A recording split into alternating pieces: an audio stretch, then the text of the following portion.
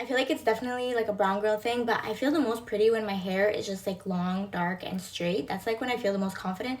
So I'm gonna show you guys how I do my hair and how I do my bangs with the straightener while we chat. I always part it in four and then do smaller sections and then just clip it over.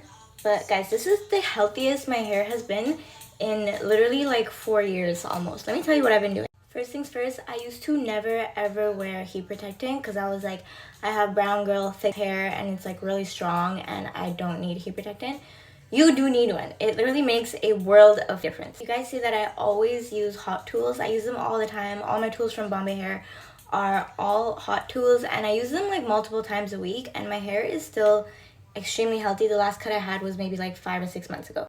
I like to flip it inwards a little bit towards the end just so that it has a little bit of bounce.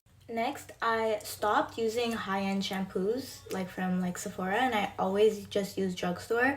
I don't know, the sulfates, they just work for me. It makes my hair so much stronger. I feel like I lose so much less hair. There are some hair products that I think are worth splurging, like maybe like oils and serums and like masks, like more concentrated things. But things like shampoo, I feel like for me personally, drugstore always works best. Next, if you're using heat tools, try not to go over the same part many times. So that's why I go super slow instead of going over the same thing a lot of times with that much heat. And I try not to go over like 375. I feel like even with the heat protectant, that's just too much.